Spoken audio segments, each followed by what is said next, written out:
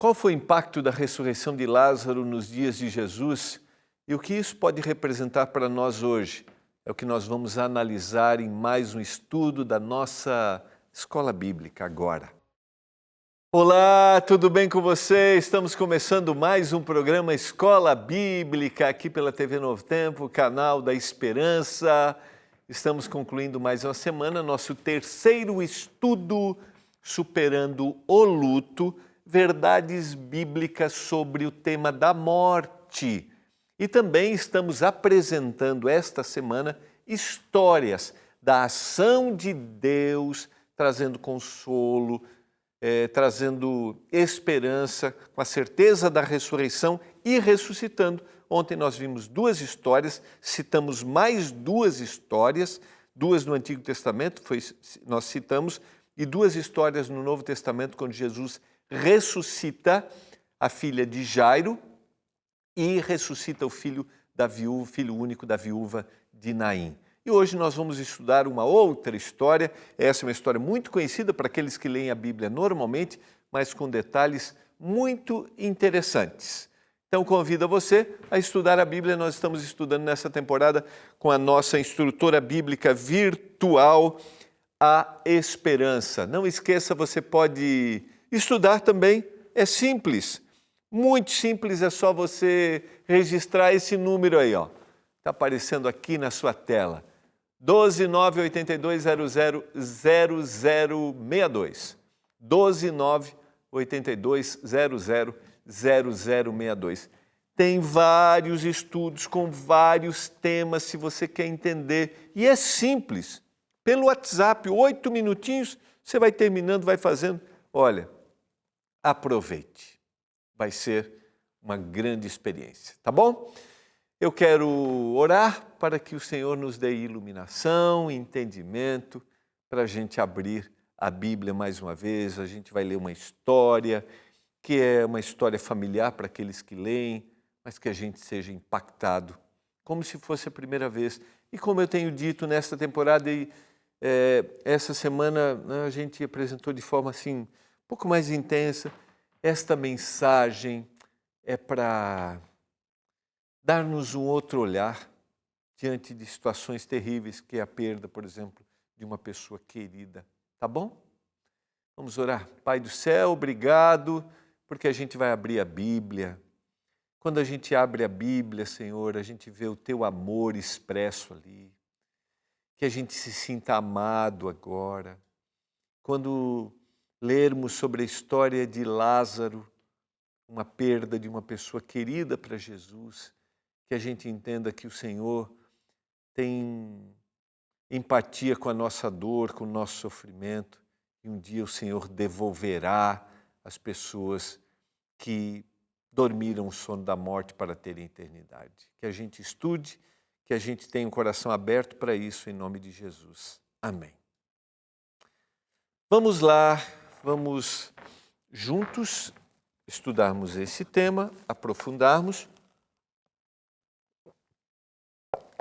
Quero te convidar a abrir a Bíblia. A gente não vai ler todos os versos do Evangelho de João. Essa história está só no Evangelho de João.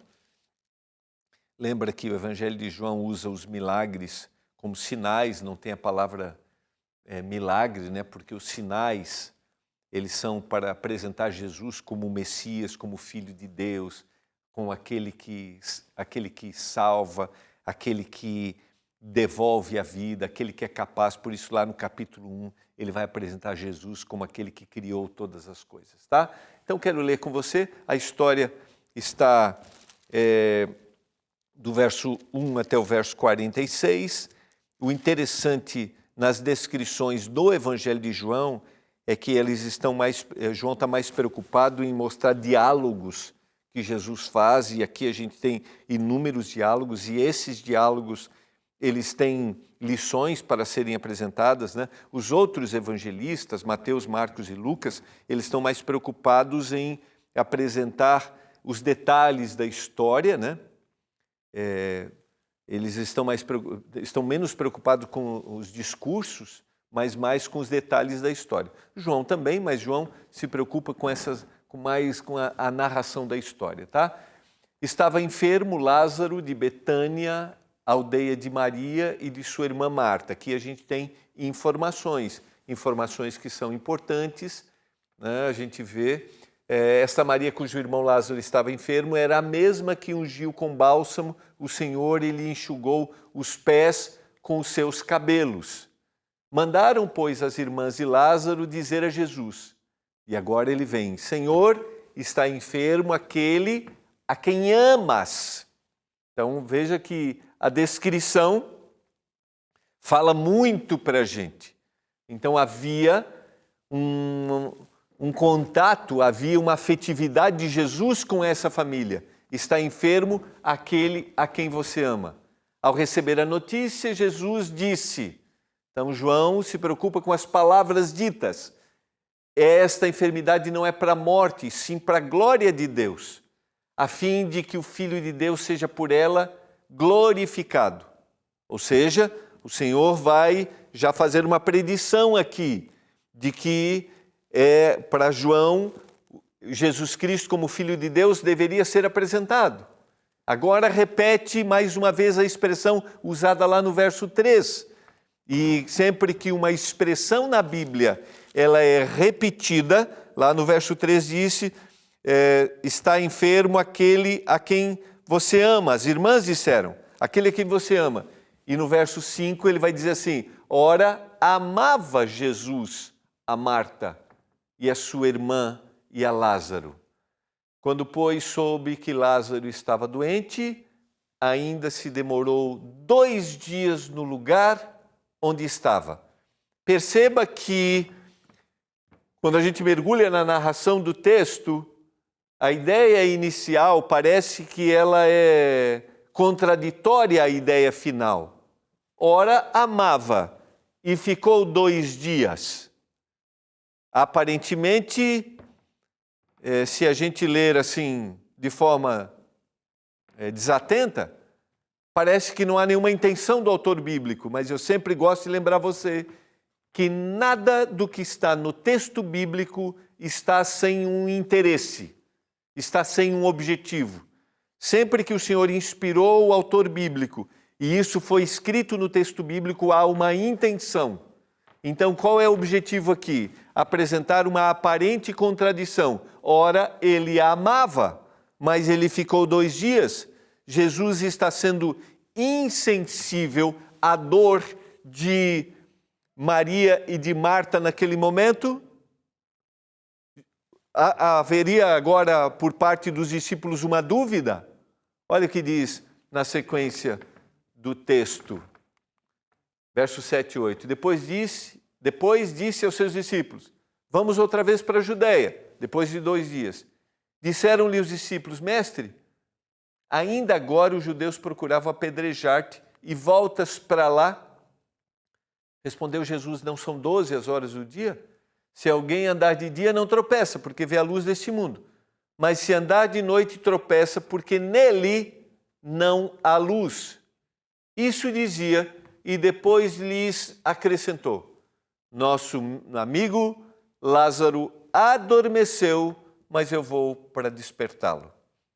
A expressão sono, a mesma expressão usada nas descrições anteriores que a gente estudou. A expressão usada para a filha de Jairo, ela está dormindo, ela vai acordar. Essa é uma expressão usada aqui para a descrição de Lázaro. Ele adormeceu, mas eu vou para despertá-lo. Disseram os discípulos, se dorme, estará salvo. Jesus, porém, falara com respeito à morte de Lázaro, mas ele supunha que tivesse falado do repouso do sono. A palavra dormir se repete, o repouso do sono se repete. Mais uma vez, a expressão bíblica tem uma intenção. Disseram-lhes, então Jesus lhe disse claramente, Lázaro morreu, e por vossa causa me alegro de que lá não estivesse, para que possais crer, mas vamos ter com ele. Lázaro morreu. Então, nesse verso, Jesus está deixando claramente aquilo que é a visão bíblica. Você sabe que se a gente pegar somente São João capítulo 11 para a gente conceituar a descrição do que a Bíblia diz sobre a morte, somente João, e eu não estou usando aqui, por isso que a gente usa outros textos, como a gente sempre cita aqui, procure outros textos para confirmar aquilo que está sendo apresentado. Mas se eu tivesse o Evangelho de João no capítulo 11, a definição de morte e dos atos que seguem ressurreição estão claramente apresentados. Por que eu estou destacando isso, colocando isso para você? Porque essa é a visão bíblica. E aqui a gente sempre está preocupado em apresentar a visão bíblica, entendendo, respeitando visões que você tenha sobre esse tema. Lázaro morreu. Então Tomé, chamado Dídimo, disse aos condiscípulos: vamos também nós para morrermos com ele. Chegando Jesus, versos 17 e verso 18, encontrou Lázaro já sepultado havia 4 dias. Por isso aqueles 2 dias que ele ficou. Ora, Betânia estava a cerca de 15 estádios perto de Jerusalém.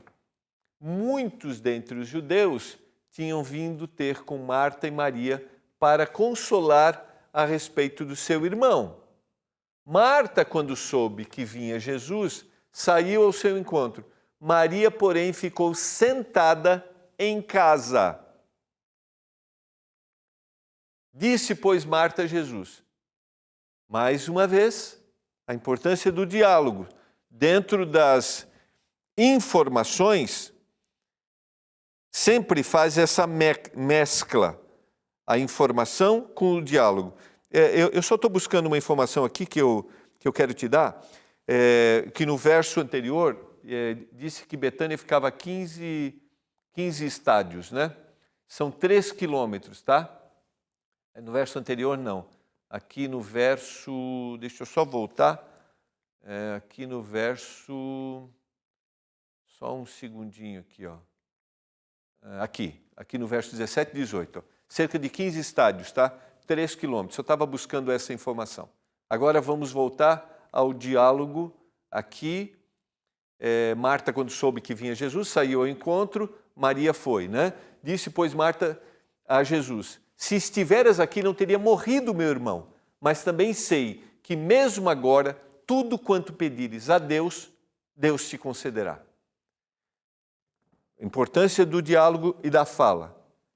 Se você tivesse aqui, meu irmão não teria morrido. Crença, fé. Fé em quem? Naquele que conhecia. Citei ontem. Quando eu vou à Bíblia, eu conheço quem Jesus é.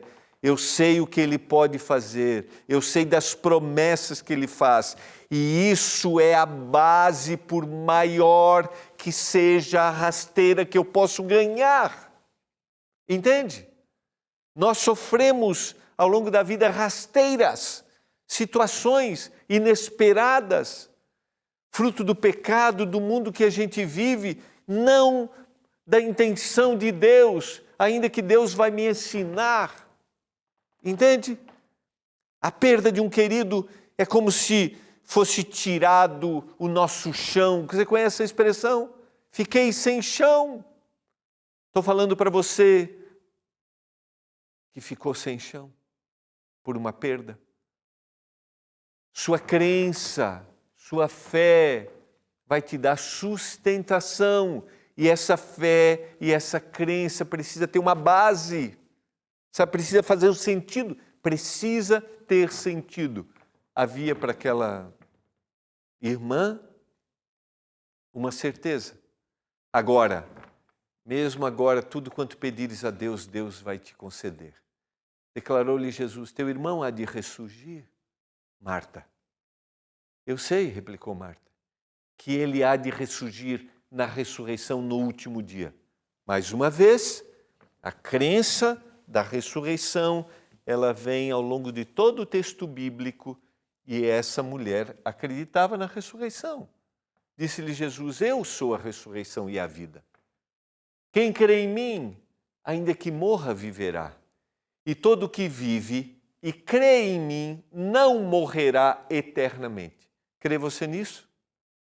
Essa declaração de quem é Jesus. Jesus se apresenta no Evangelho de João como aquele que faz o que ninguém pode fazer. Aquele que é o pão que dá o verdadeiro, que é o verdadeiro alimento, aquele que é a luz que ilumina verdadeiramente, aquele que é a água, aquele que nos dá a verdadeira sustentação, aquele que mata a sede. E ele é a ressurreição e a vida. Sim, Senhor, respondeu ela. Eu tenho crido que tu és o Cristo, o Filho de Deus, que devia vir ao mundo. Que declaração! Tendo dito isto, retirou-se e chamou a Maria, sua irmã, e lhe disse em particular: o Mestre chegou e te chama. Olha que interessante a segunda parte agora, o encontro de Maria. Ela, ouvindo isso, levantou-se depressa, foi ter com ele, pois Jesus ainda não tinha entrado na aldeia, mas permanecia onde Marta se avistara com ele. Os judeus que estavam com Maria em casa e a consolavam, vendo-a levantar-se depressa, sair, seguiram-na, supondo que ia ao túmulo para chorar. Quando Maria chegou ao lugar onde estava Jesus, ao vê-lo, lançou-se-lhe aos pés, dizendo, veja só, a mesma expressão usada por Marta. Senhor, se estiveras aqui, meu irmão não teria morrido. Agora, olha como Jesus reage diante de todo esse cenário, tá? Ambientes nos influenciam. Jesus, vendo-a chorar, e bem assim os judeus que a acompanhavam, agitou-se no espírito e comoveu-se. E perguntou, onde o sepultastes?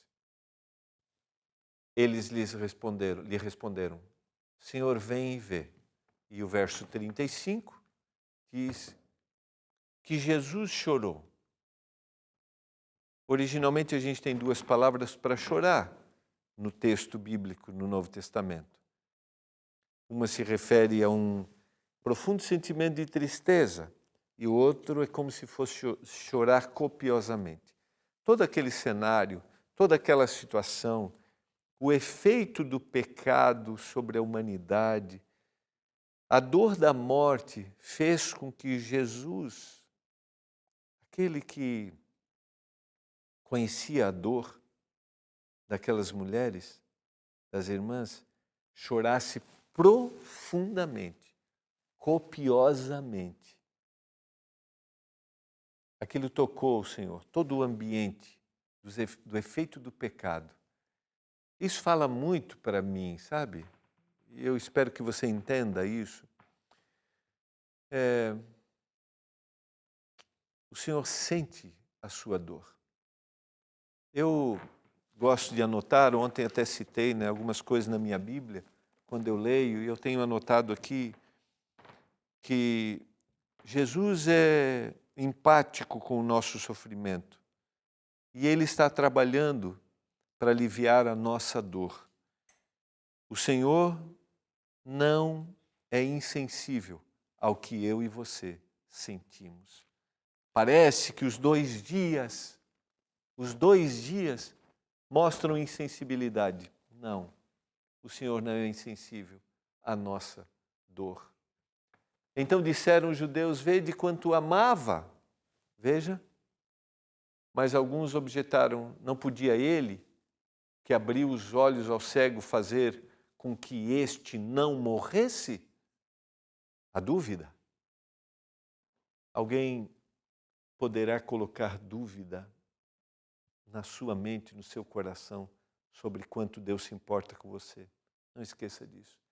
Jesus, agitando-se novamente em si mesmo, encaminhou-se para o túmulo. Era essa uma gruta, a cuja entrada tinha posto uma pedra. Então ordenou Jesus, tirai a pedra. Disse-lhe Marta, irmã do morto, Senhor, já cheira mal, porque já é de 4 dias. Respondeu-lhe Jesus, não te disse eu, se creres, verás a glória de Deus. Havia uma crença entre o povo na época que o espírito poderia sair, até o terceiro dia poderia voltar, e a vida poderia voltar para o ser que havia morrido. Mas depois do terceiro dia, se o espírito não voltasse, depois do terceiro dia o espírito voltava, e como já aquele corpo estava num estado de decomposição, ele não entraria mais depois do terceiro dia. Por isso que Jesus espera mais 2 dias, para que 4 dias se cumprissem. E aí, definitivamente, aquela crença que existia, que o espírito ainda voltaria até o terceiro dia, fosse lançada por terra, não existisse mais.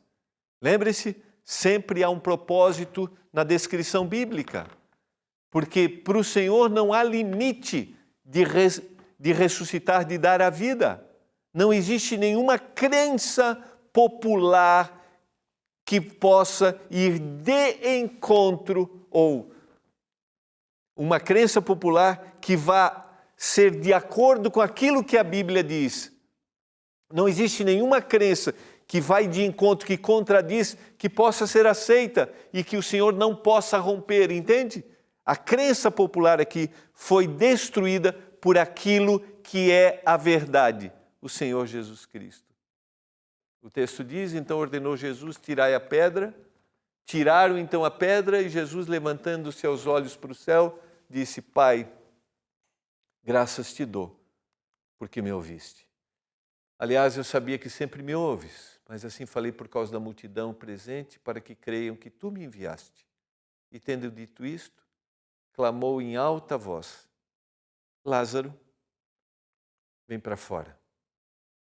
Saiu aquele que estivera morto, tendo os pés e as mãos ligadas com ataduras e o rosto envolto num lenço.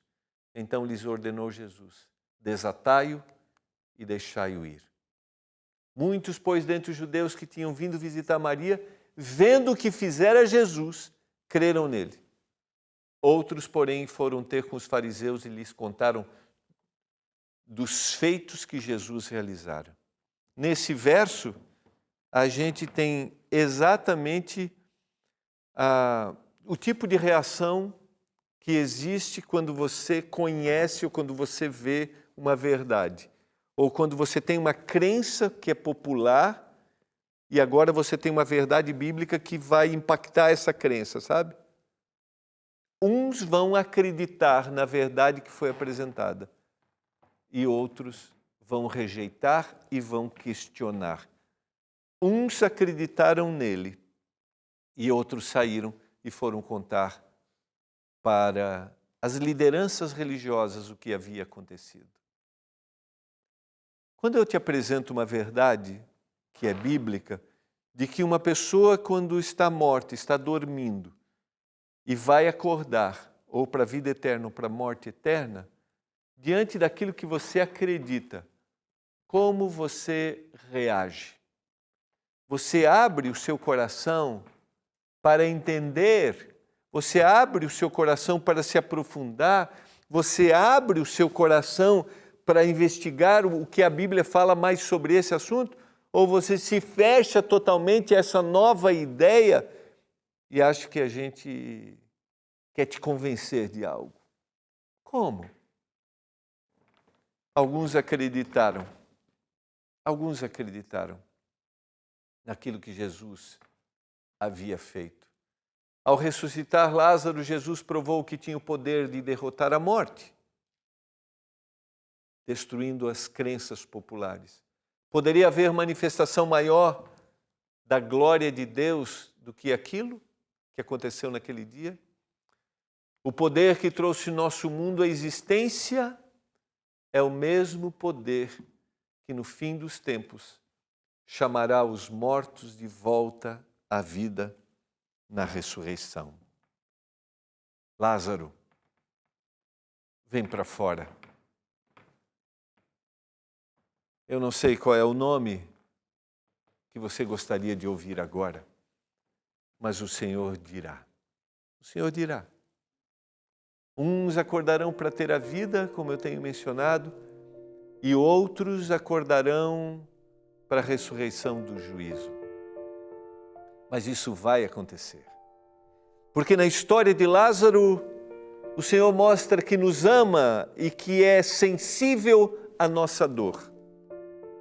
Na história de Lázaro, mostra que o homem dorme, o sono é como a morte é como um sono, e todos vão acordar.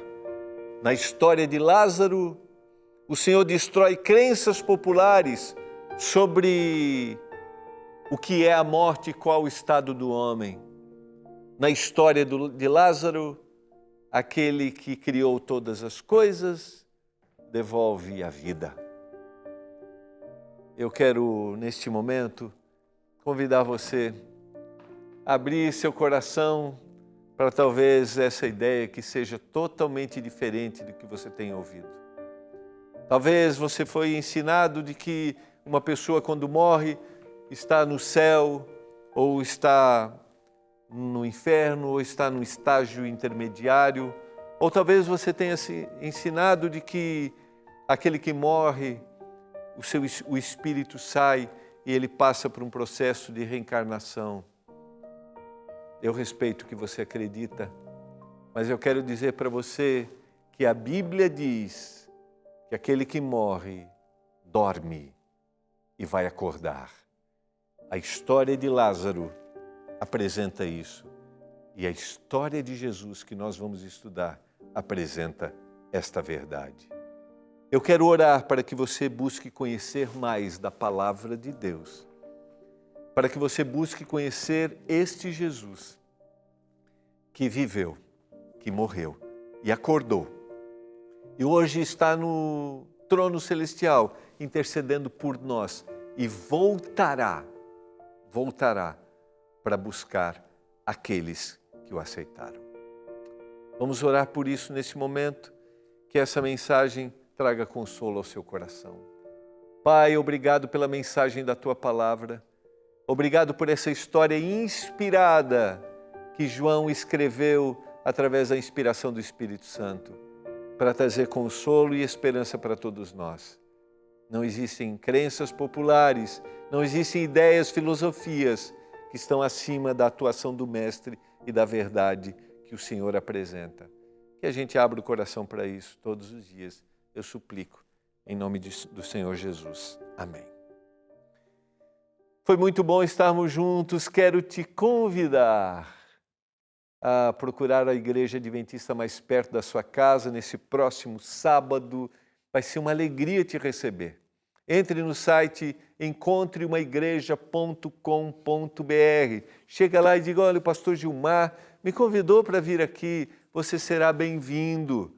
Se você congrega em uma outra comunidade, seja bem-vindo. Vamos juntos estudar a palavra de Deus.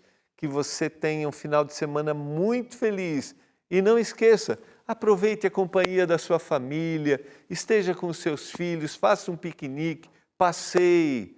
E a gente se encontra segunda-feira aqui em mais um programa Escola Bíblica. Tchau.